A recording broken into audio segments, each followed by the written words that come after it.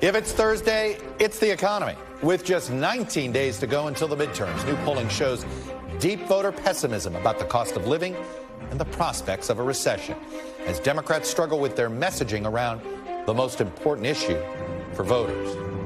Plus, battleground candidates hit the trail full swing in the final run-up to November. We'll have new reporting on key races for Senate and governor, including the latest from the all-important battleground of Arizona. And crisis in the UK. Liz Truss resigns as Prime Minister. Liz, we hardly knew ye. Just 6 weeks into a disastrous tenure fraught with turmoil. What happens now amid the political turmoil of America's closest ally? That's ahead.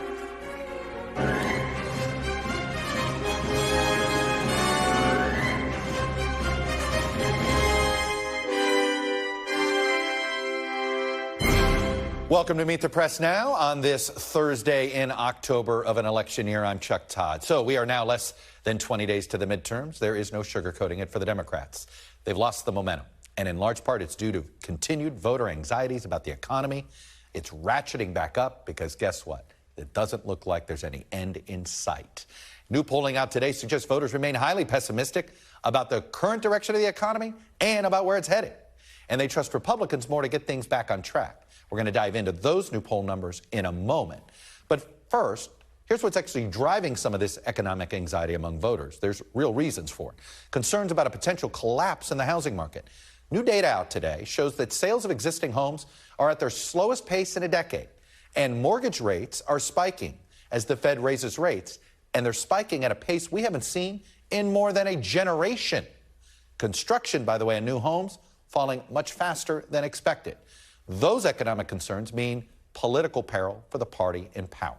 As Democrats openly struggle and admit that they don't have a good message on the economy or they haven't figured out how to message in this economy, President Biden headed for the Rust Belt today, Pennsylvania, campaigning for Democratic Senate candidate John Fetterman, and he was there to tout the White House's efforts to rebuild America's infrastructure and create new jobs, from the CHIPS bill.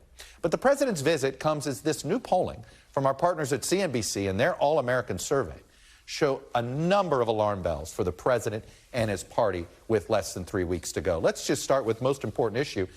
It's 1 in 4 voters, more than 1 in 4 voters, picking cost of living, sitting at 26%. The other double digit, the threats to democracy, that's an advantage for the Democrats, but the next two are advantage for Republicans. Border security at 13%, crime at 11%, abortion in single digits, though if you look at abortion via the prism of gender, it is much higher among women for what it's worth there. But it doesn't just end there, the Democratic problems.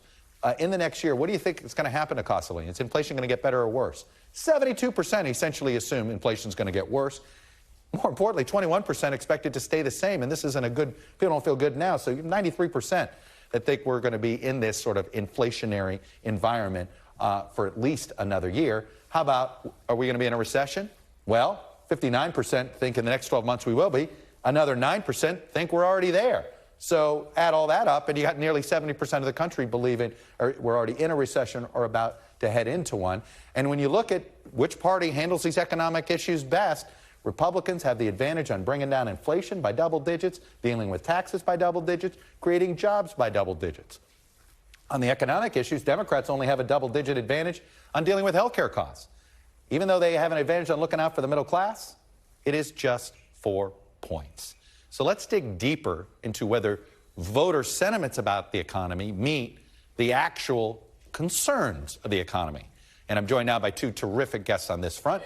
My pal over at CNBC, the senior economics reporter Steve Leisman, and Diane Swank, chief economist at KPMG, whose Twitter thread on housing sort of got my alarm bells ringing this morning, and which is, I'm so glad you could join us today, Diane. But Steve, let me start with you. And look, this is a case where voter sentiment about the economy and where the economy is headed are actually in sync, correct? Potentially, yeah, to the extent that people are worried about a recession. It is a abiding concern of economists, forecasters, CEOs, Federal Reserve officials. Kind of interesting that such a small percentage think we're in one now. There's a lot of talk about, are we in one yet? But 59% think that's to come, which is not a very good number. And Chuck, I want to say you were spot on starting with housing because, you know, I've been doing this poll for 14 years, which is ridiculous to think about it. But nothing colors people's attitudes about the economy as does their views about housing. The 23% who think their home is going to decrease, that's the highest level since 2008. That's the financial crisis. And the percent who think their home is going to increase, just 32%. That's the lowest level since the pandemic. So I think you're right to focus on housing and the importance of that for people's attitudes on the economy. Well, Diane, that is why you're here, because, look, gas prices may be the billboard people see. Boy, things are getting more expensive. But when it comes to sort of feeling, what is your financial feeling on financial security? The biggest check you write every month is either for rent or a mortgage. And this is where you come in. You were sounding the alarm bell. You're fearing that the housing market is crashing.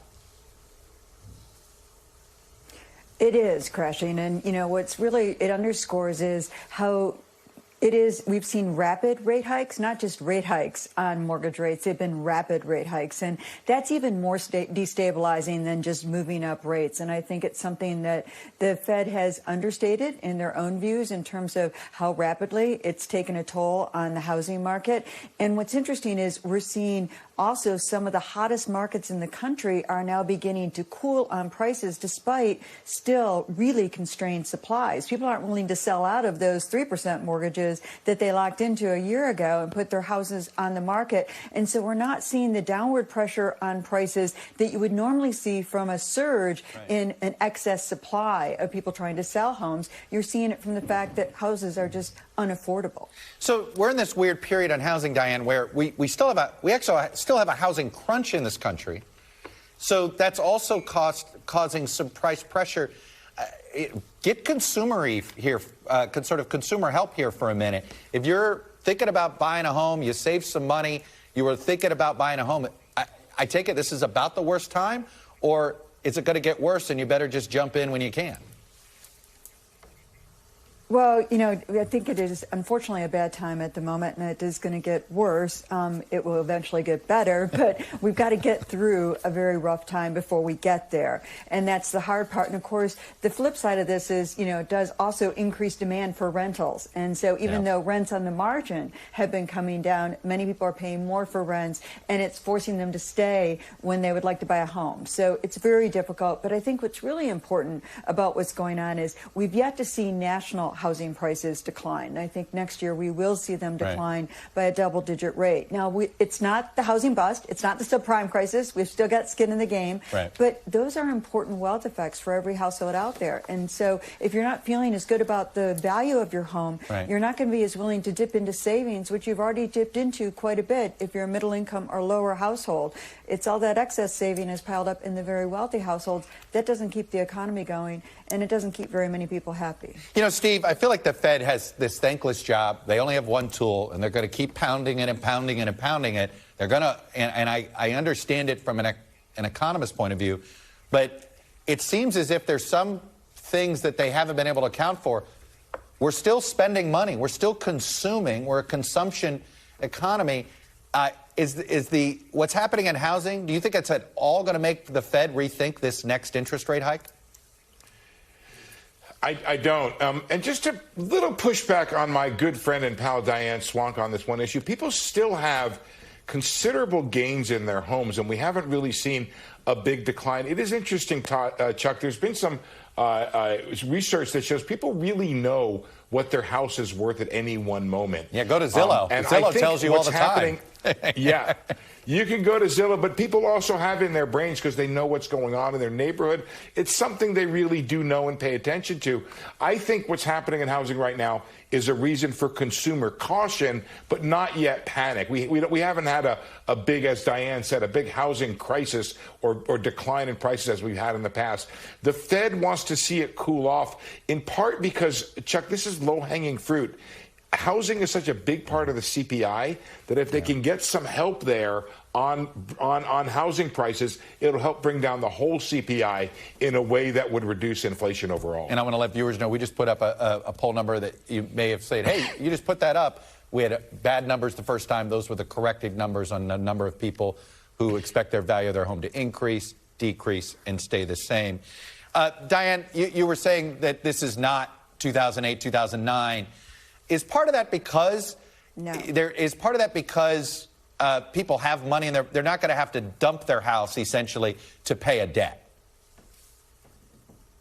Well, it's because of a lot of things. First of all, I don't expect to see the kind of rise in unemployment that we saw, which accelerated foreclosures. But you're right. They also don't have to dump their house to keep up with their mortgage. I mean, what we saw in the lead up to the subprime crisis was people had to have an appreciating home value at an accelerated rate. As home values slowed down and were still rising, that wasn't enough to refinance and keep them in their homes. So it was a really crazy lending environment that we just don't have right now. People have equity in their homes. They have value in their homes. What I meant with Steve, and he's right, it takes a while. There's a lag. We've already seen that, purchases of big ticket household durables, of furniture, appliances, everything you fill a home with, all the repairs, all the remodeling that goes on, that's begun to come off. And some of it's come off. This is a pandemic-induced housing bubble that's deflating now. And I think it's important to keep that in context.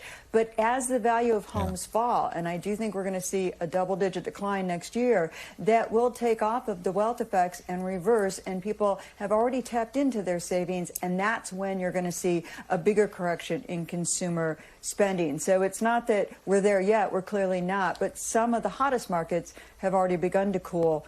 And that's just the beginning, the tip of the iceberg, as they say. Steve, unfortunately for this, the good news is it's not the subprime crisis at all. Let's be a little Pollyannish here and assume that the voter concerns about the cost of inflation actually drive lawmakers post-election to try to do something. What is the something that the business community wants to have? Is it increase the labor supply? Is it pay down the debt? What is something that they would like to see Washington do post-election that could actually help soften this landing? Chuck, we do a survey of economists and fund managers, a separate survey, a smaller group, of course, and we've asked exactly that question. What else should be done here?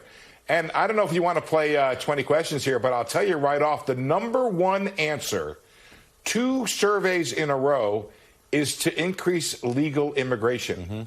You go back to the Trump administration. As a matter of policy, they reduced legal immigration. That was brought to a halt during the pandemic.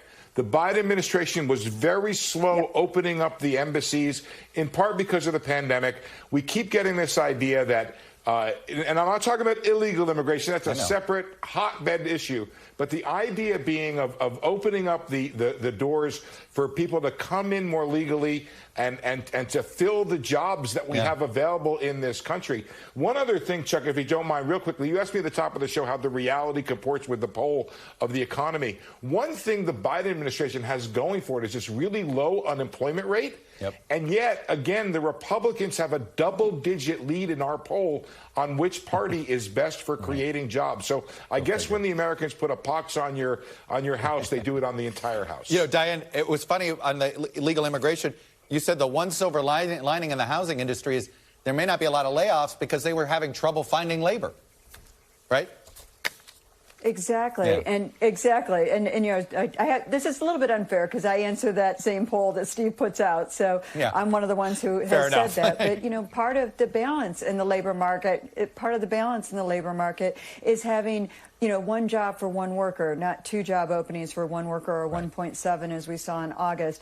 And having that balance allows real wages to go up faster than inflation. That's what we want. And I think that's what's really been missing in this equation is understanding the nuance in the labor market and how do we get to that balance. Nuance. But immigration has been nuance. missing. That's so nuance and context. Washington doesn't do nuance and context, Diane. You know that. Steve Leisman, Diane Swonk, thank you for getting us started. Joined now by today's panel. We're going to look at this through the political prism now. Eugene Daniels, Politico's White House correspondent, Playbook co-author. Donna Edwards, nice to see you, Donna, former Maryland Democratic congressman. And Danny Diaz, who, if I call you Diaz, don't get mad at me because I've known you as just Diaz for the longest, because that's how you'd introduce yourself. It's good to see you. Good to see you. Eugene, it does feel like the last 10 days, the economic alarm bells started ringing with voters. They're seeing in polls. I mean, the most remarkable thing I've seen in the last 2 days was when Nancy Pelosi said, yeah, we got to come up with a better economics message in the next 3 weeks. I'm like, very soon. Yeah, the clock is ticking. Going. Yeah. That's one of the things that I think Democrats are a little surprised by, is that they felt really good over the last few months. They felt that things had turned in their favor after the Dobbs ruling. You saw this excitement among Democrats. But then as inflation continued to worsen, when you started to see people, the gas prices went down, but then they went up, they went down. So people just feel like things are chaotic, right? And that is not going to be good for the party in power. And when I talked to, I was in Georgia, I talked to voters, they brought up Herschel Walker and they brought up that stuff, but they talked about the inflation and the economy. And that's Democrats and Republicans, that they didn't feel good about it. And that's bad for Democrats. You're going to do a joint anecdote. I'm going to do one too. Donna, I had an independent voter. We were talking about abortion. She goes, look, abortion is very important to me.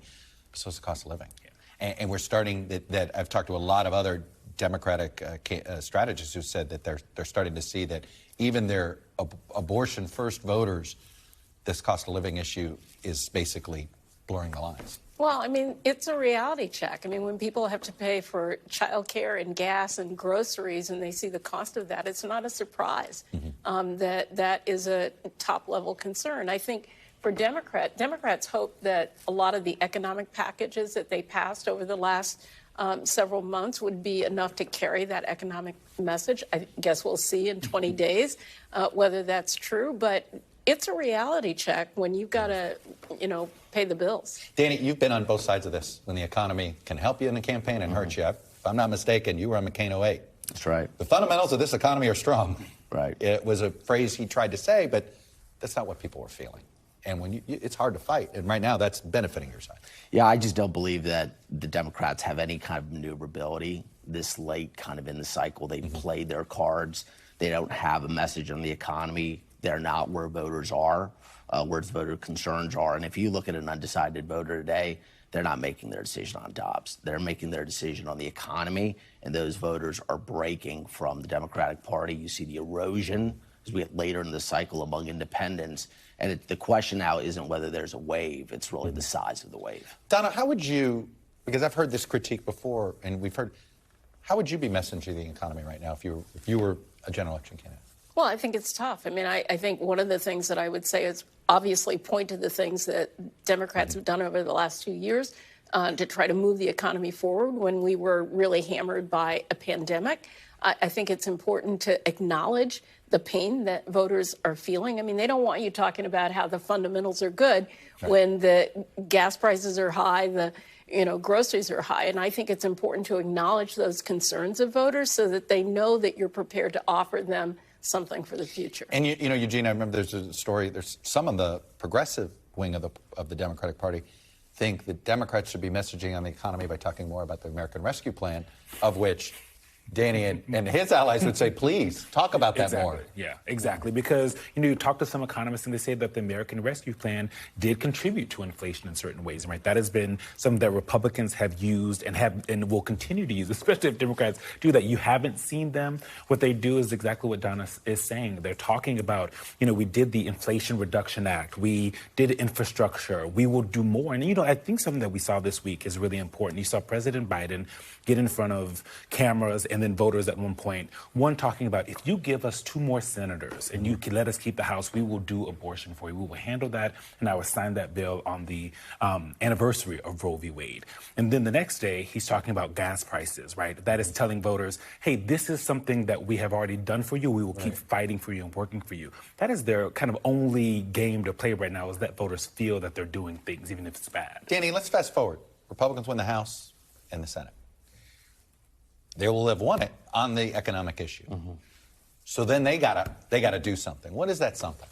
Well, I think they're going to hold the administration's feet to the fire, particularly on issues such as energy, where a woke agenda has overridden common sense and American supply. I think on taxes, we're going to have a conversation on lowering taxes for hardworking families. So I think we're going to stick on the bread and butter issues where... Is there a penalty for not doing that? You think, like, if they go in there and, start talking about Hunter Biden rather than energy prices, is that a mistake? Look, I think we can walk and chew gum, but we're going to focus on the bread and butter issues that, candidly, the Democrats haven't focused on. And Donna, what would be your advice to Democrats? Look, if this ends up being a loss, it is the economy. No other way to look at it. What would you tell the president? What would you want the president to do?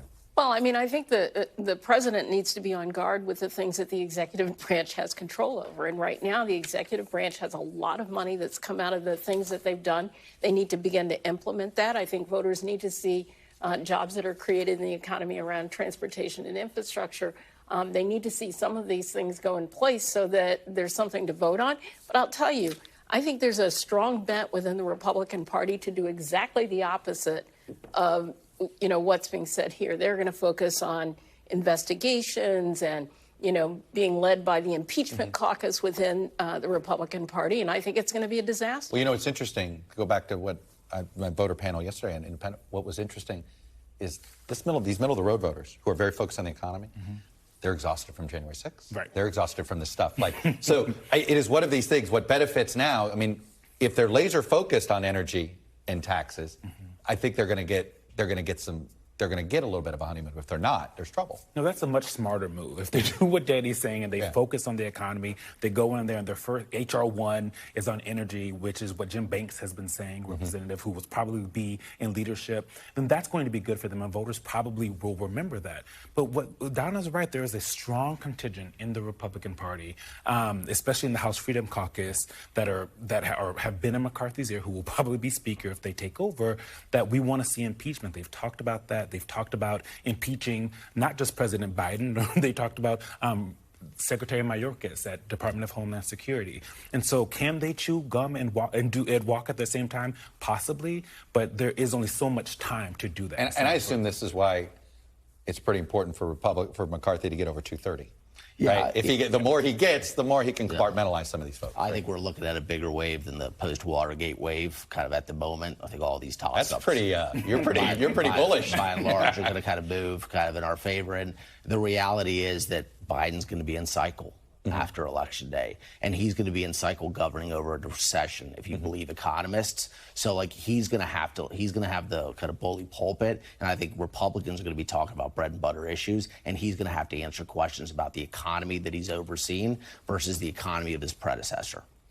Donna, it's interesting if we do have divided government like this. Both are incentivized to do something together. What's realistic? Well, I mean, I think you can go back to the John Boehner and Paul Ryan days and know that there was a contingent of the Republican Party willing to work with Democrats. Democrats put them over the top on a whole range of issues because they couldn't get government funding. That's right, government funding, those sort of things. And I think it's going to be. I think I see the exact same scenario playing out here. That no big stuff. No, and when you look at the people who potentially are coming in, they are way to the right. They're more raucous. I don't think Kevin McCarthy is going to have control over that at all. I'll be honest. The independent voters I talked to, I think they just want nothing to happen. Yeah. I think they almost want stalemate. Yeah. They don't want they don't trust either party to have total control. Yeah. That's the thing that I keep coming away with. Anyway, Eugene, Donna, Danny, good to see you both. Diaz. Nice to see you. All right. Coming up, the latest from the campaign trail. We're live in Battleground, Arizona, where the incumbent Democratic Senator Mark Kelly is fighting for his political life. His interview with my colleague, Vaughn Hillyard, is next. Plus, what's next for the UK government? Talk about disarray. You want to feel good about America's democracy? We can just go across the pond. After Prime Minister Liz Truss resigns just 45 days into office. You're watching Meet the Press Now.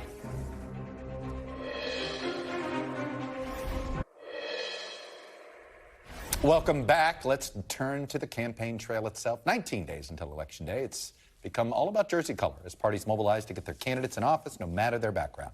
It's become win at all costs. This morning in Georgia, another Republican showed their support for the embattled Senate nominee Herschel Walker as he continues to deny allegations that he paid for an abortion in 2009, while now campaigning on severely limiting the procedure. The RNC chairwoman, Ronna McDaniel, and Senators Roger Marshall and Rick Scott were all on hand pitching Walker as a way to keep Democrats from controlling the Senate.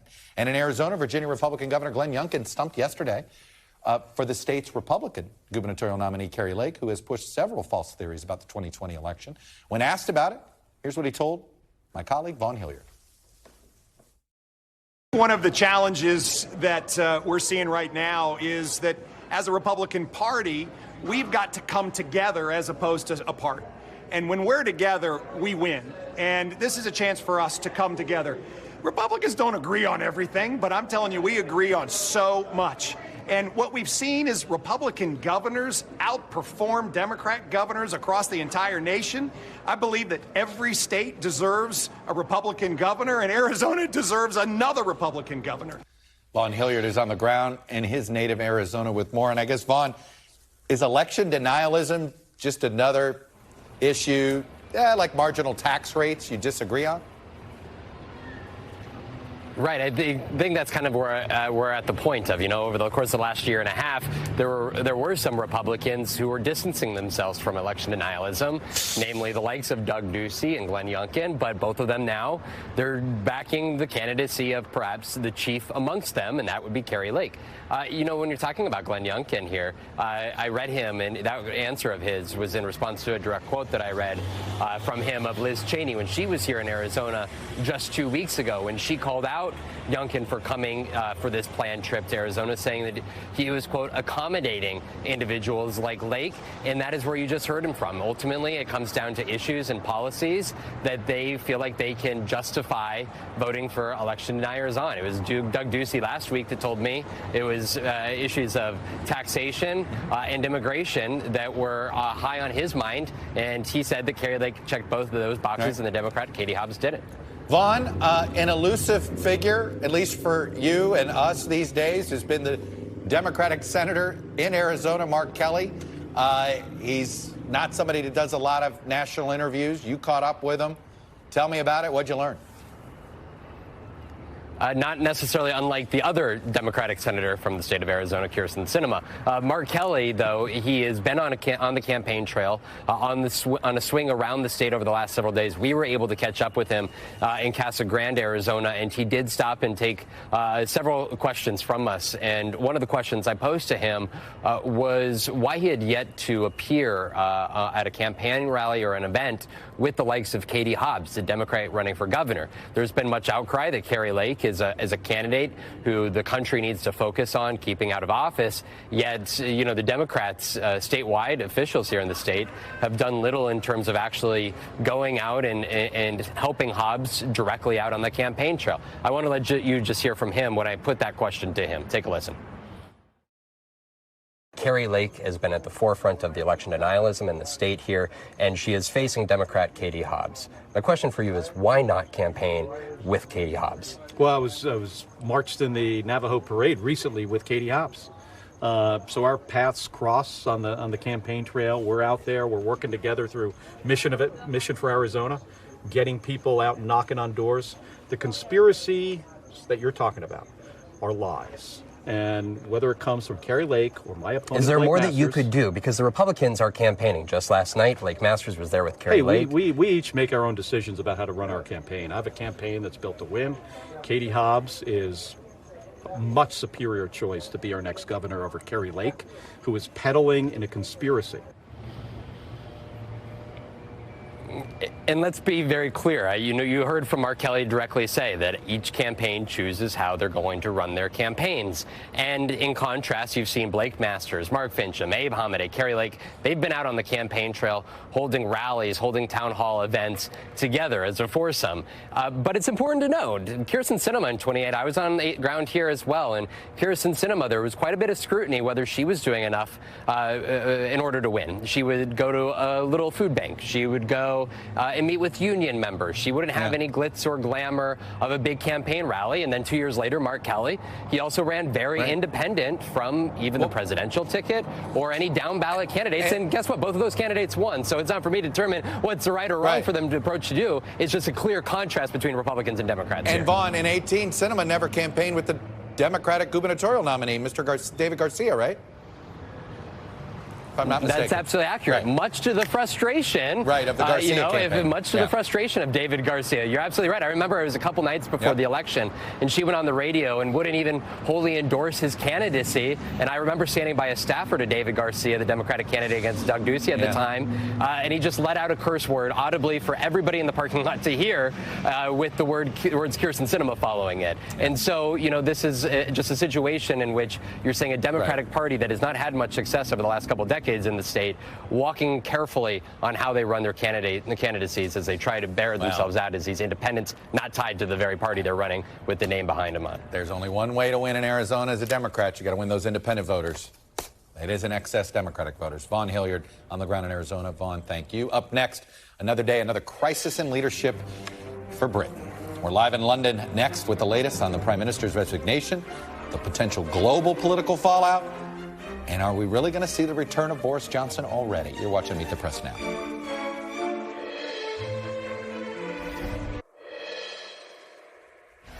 Welcome back. Well, if it wasn't for our midterms coming up, we'd be all over this. British Prime Minister Liz Truss is officially the shortest-serving Prime Minister in UK history, resigning today, just 6 weeks into office. Her 44-day tenure was marred with economic and political chaos after she proposed massive tax cuts that sent the British pound tumbling. The Conservative Party will hold a leadership contest again to determine who will take Truss's position as head of the party and by default become the next Prime Minister. The candidate favored to succeed Truss for now is the former Chancellor Rishi Sunak, who was the runner-up in the last leadership race this summer. Some in Parliament, though, are even calling for Truss's predecessor, Boris Johnson, to return to 10 Downing, despite the wave of scandals that essentially led to his own resignation. Joined now by Sky News' deputy political editor, Sam Coates. And Sam, I want to get down to brass tacks here. Number one, how quickly is this election campaign to take over the Conservative Party inside? How long is that going to take to come together? And how soon do the voters in the Conservative Party weigh in? So Liz Truss resigned this morning. We could have a new British Prime Minister. We will have a new British Prime Minister at the very latest by next Friday. I mean, it's quite an incredible system. How? But the Conservative Party today announced that the procedure for replacing Liz Truss has been basically squeezed. There is going to be 3 days allowing 3 or 4 days in which MPs get together in order to work out who the remaining last 2 candidates should be in the process.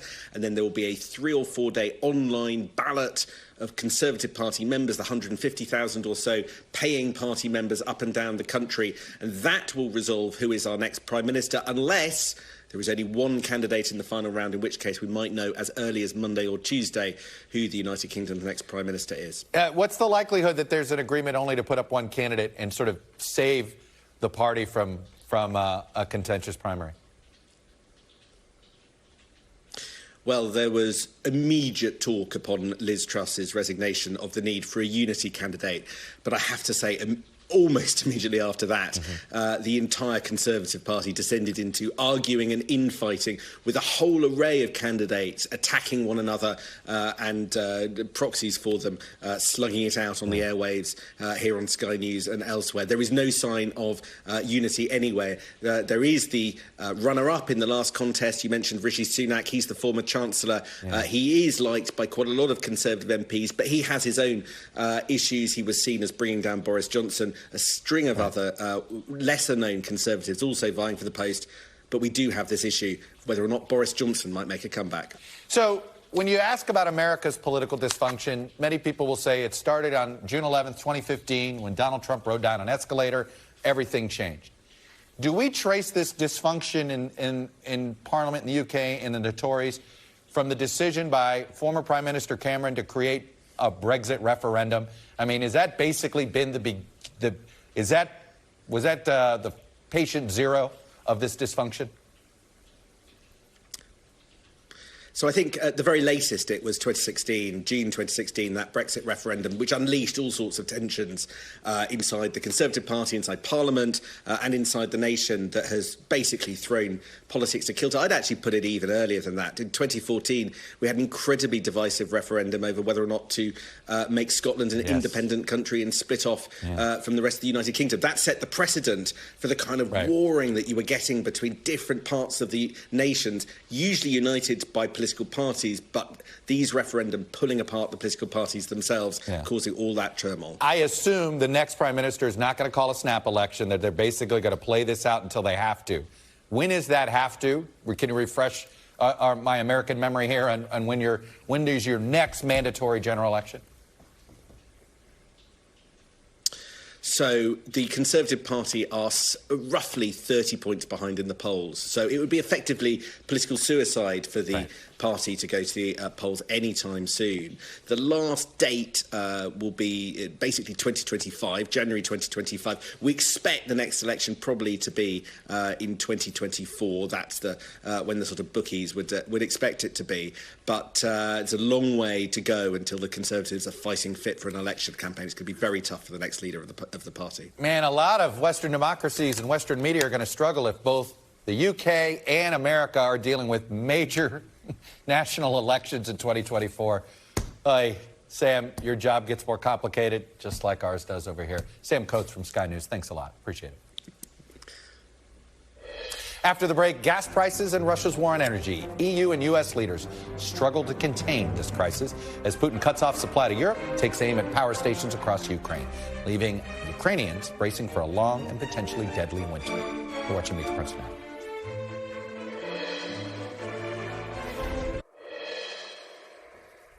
Welcome back. Iran is seemingly becoming more involved with the war in Ukraine. Earlier today, the State Department and the Pentagon both confirmed that Iranian personnel were on the ground in Crimea, assisting Russians as they conduct drone operations in Ukraine. Cal Perry has the latest from Kyiv.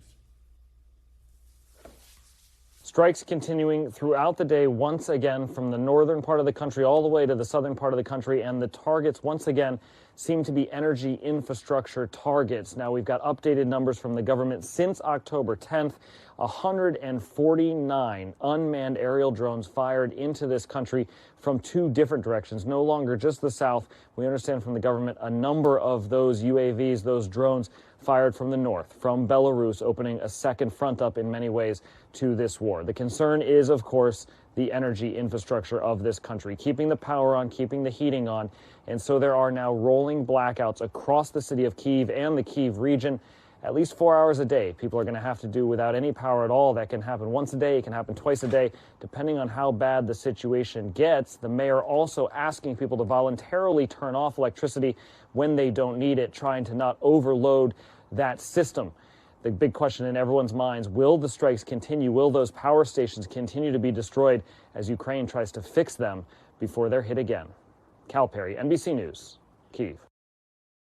So for more on the energy crisis in Ukraine, I'm joined now by CNBC's senior international correspondent, Hadley Gamble, who's not being very international today. You're here in D.C. It is nice to have you on this side. It's great to be here. Thank you. Of the globe. Let us start with the definition of crisis. Ukraine currently in an energy crisis? Absolutely. Is that fair to say? Yeah, absolutely. I think that the reports of this being an energy Armageddon are slightly overrated. At this point, you have to understand this within context. We're talking about, over the last 10 days, more than 300 airstrikes on critical infrastructure. Now, what that means, 52,000 megawatts is what Ukraine usually operates on, and 10,000 of those megawatts have been completely taken out. And what's really important to understand here is we're not talking about just the power stations. We're talking about the interconnectedness of a grid. This is not a fuel issue as much as it is an infrastructure issue, correct? Absolutely. And that actually makes it much more complex and complicated because at the end of the day, this is a system that was based on a Soviet-era idea of interconnectedness, whereby if one area fails, the grid is connected. So all of the various places that this energy would naturally flow to are going to be supported. However, obviously, if this is based on a Soviet system, the Russians understand that and they know exactly where to hit this grid, and that's what they're doing. We in the West just don't have the ability to help fix their technology, do we? Well, at least not quickly. Correct. And what we're talking about is $1 billion, at least so far, in 10 days worth of damage. And we're also talking about things that have to take 6 to 9 months to be rehabilitated. So in terms of getting this back together very, very quickly, it's not going to happen. Ukraine wants to be fast-tracked into the EU. Does this become like an EU problem, getting Ukraine on the grid? Okay, so this is sort of the energy situation, as I understand it, having covered Ukraine now quite a bit over the last several months. When we talk about what they want in terms of energy security, we're talking about an investment of over $100 billion. And that goes everywhere from thermal technology to nuclear technology to interconnectedness to furthering the grid, if you will, and making sure that they are not hamstrung by being only connected to Europe by a Nord Stream, right, by a pipeline, essentially. And at the end of the day, the problem, of course, there is where's that money going to come from? You've got big internal power stations and plants and private companies. But at the end of the day, they need European partners. So if they don't find those European partners and Western partners quickly, there's an issue. I'm guessing Russian reparations won't be coming anytime soon You either got it. On that front. All right, let's talk about the other aspect of the concern about a global energy crisis that hits this winter. Europe. Look, I spoke with the German Chancellor about 3 or 4 weeks ago, feels like a year ago these days, and he said, look, we've stockpiled. They're not going to run out of energy. Right. That doesn't mean it's going to be out. That's right. That doesn't mean it isn't going to be expensive. Correct. How would you assess Europe's ability to handle this winter? Okay, listen.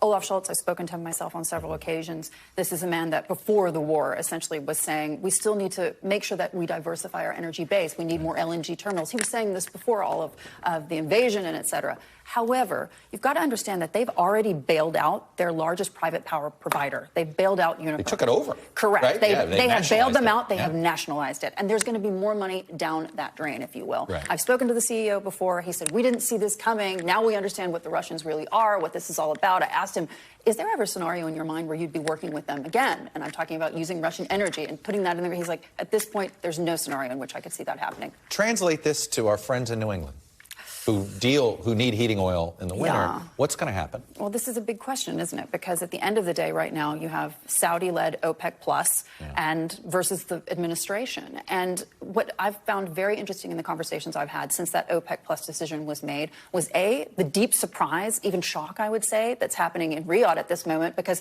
somehow, and I know that's shocking, they didn't seem to understand what political implications there could be to this. That just isn't believable. Well, these folks are very well versed in it, knowing the Saudis and UAE, and they don't make these decisions. You and I both know this. They know they're usually pretty tied together here. They knew exactly the political implications of this. The idea that the ambassador to the UAE, who knows this town as well as anybody, and did it with Saudi Arabia, the idea they didn't know, that seems to be spin. Well, I think that certainly with Saudi Arabia, and these are folks that I speak to on a regular basis, I would even say at this point a daily basis, talking to the energy minister, talking to the folks at home, they understood this as, frankly, a technical decision in the sense that they say, we have been preparing the world again and again for the possibility of this cut. They say, we made the White House aware. They say people should have understood. And frankly, Chuck, you have to understand, if you're an energy reporter who covers energy markets, it is in no way surprising that they made this cut. No, I get that, but it was a direct ask of the United States, their most important, supposedly their most important security partner, where they said no. And here's the other thing I got to ask you. Does the fact that Iran has now joined the war with Russia, does that at all make UAE and Saudi Arabia thinking, maybe we made a bad bet here? Absolutely not. I think that if you talk to anyone in the UAE or in Saudi Arabia at this point when it comes to Iran, they say that this is just further justification for why the administration shouldn't be seeking a revival of the JCPOA. Well, I am just curious if they at all understand that this could wreck the relationship between UAE and Saudi Arabia and the United States for decades. Yeah. This is angered left and right. Absolutely. And I think they're beginning to, if you will. But if I were to tell you the amount of messages that I've had from Saudi Arabia, from other ministers saying, this was not the intent, and we're surprised by this, they go back to the numbers, because at the end of the day, the markets are a numbers game. And when we think about the energy dynamics that's happening over the last couple of months here, they understand that we're in an energy crisis. They've been telling the world that we were entering an energy crisis even prior to the invasion of Ukraine. So for them to sit there, they look back at the numbers and they say, if you didn't understand that this was something that we would be willing to do, you've not been listening to China, you've not been looking at inflation, you've not been looking at the possibility and the reality of recession. Because think about it, Chinese Party Congress, what did Xi Jinping say? He said, I'm doubling down on my zero COVID policy. And that's what they're looking at. They're looking at the fact that those barrels are just not going to be. They just care about their bottom line financially. Well, of course they do. Not the fact that they just funded a war, helped fund, extend a war for Russia and Ukraine. Well, there you go. Hadley Gamble, CNBC's the best at understanding these energy markets and translating it into American. We try. Forget English. We try our poor best. American. Anyway, Hadley, good to see you. Thank you. Thank you. And still to come, the winter of viruses, flu, COVID, and fears of a twindemic. I'm going to talk to the vaccine expert, Mr. Peter Hotez, after the break as health officials prepare for the next wave. You're watching Meet the Press Now.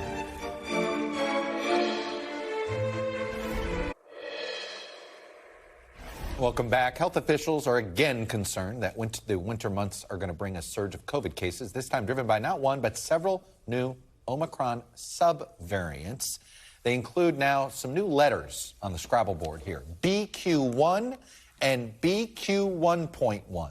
They are descendants in the variant world of the highly transmissible BA5 subvariant, which some of us are protected from via vaccine, that still accounts for 67% of U.S. COVID cases.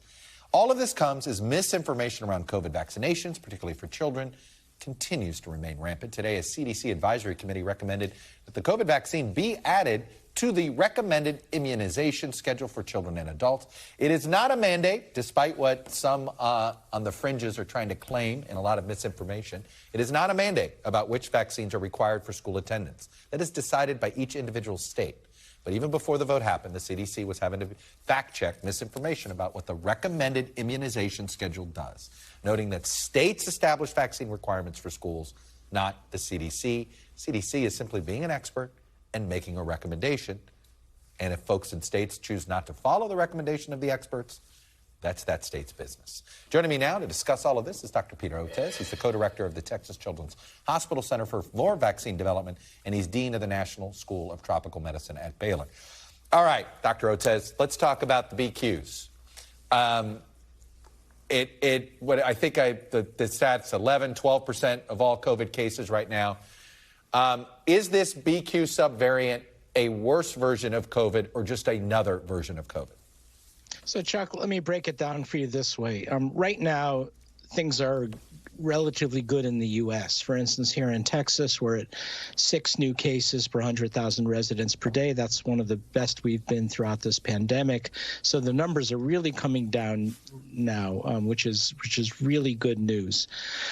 And it gives us freedom to do things that we wouldn't do otherwise. That's the good news. The not so good news now, the numbers are steeply rising now in Western Europe again. So they're going up in France, they're going up in Germany. Over 100 new cases per 100,000 residents per day. So that's troubling. But here's the difference between this European wave and past ones. In the past, each of those waves was associated with a single variant. It was the Alpha variant or the Delta or the Omicron BA1 or BA5.